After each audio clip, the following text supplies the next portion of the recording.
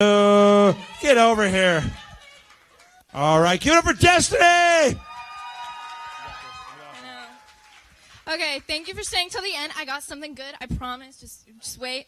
So I'm going to go ahead and jump in. I'm going to start with Romans 8:18, which states, "For I consider that the sufferings of this present time are not worthy to be compared to the glory." You might not be able to tell, but 2 months ago I had brain surgery. It's back here, so you can't really see it. But I had brain surgery, and so basically I had a skull condition, and my brain was sitting in the back of my skull, putting pressure on everything. They went in, removed my first vertebrae, shaved down my skull, and pushed up my brain. And I was miserable. I didn't have a good surgery. It was 2 hours over, which wasn't good. I didn't wake up after surgery for 5.5 hours. They told my parents that I was possibly going to go brain dead. And before my surgery and after my surgery, I had a lot of doubt in God, which I'm very ashamed of.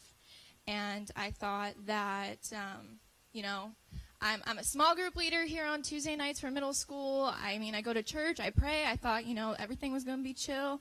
God was going to get me through it.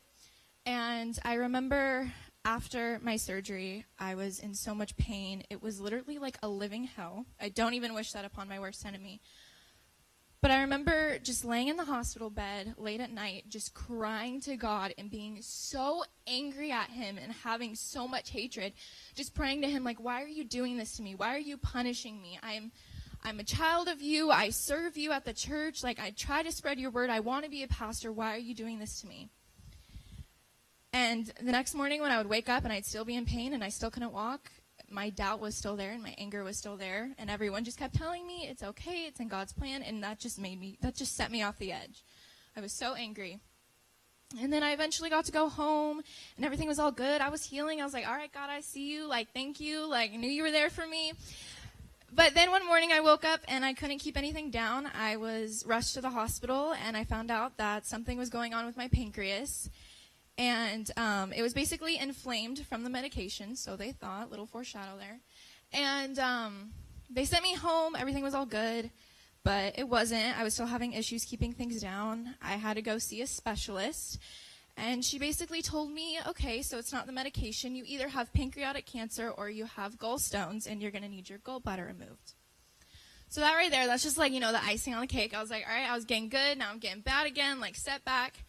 And she ordered a CT scan. I had it a week ago today, last Wednesday. And I went into the CT scan. I was crying. I was praying to God, like, please heal me. And in the CT scan, I remember my first night back from my surgery at CSM, and James had prayed for me. He prayed over healing. And I remember after worship, I felt a burning sensation in my pancreas. I'm about to get emotional. This last Monday, I got a call from my doctor with the results. And she told me, this is incredible because I don't see anything. She said,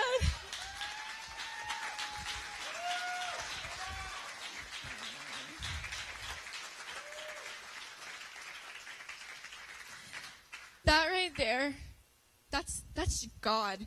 I know I have friends who are non-believers, and that's God. That's the glory of God. I know that I am a pencil in his hand. He is working through me, and tonight, that's why I'm here. I'm here to give this message to you guys, that I know what it feels like to have doubt, and that's okay. Everyone goes through that in their journey with Christ. And I know what it's like to feel alone and like God is against you, but he is not against you. He is so for you. And his glory, he is so mighty, and he is bigger than any problem that you will face ever in your life. Instead of talking to God about your problems, you should be telling your problems about God.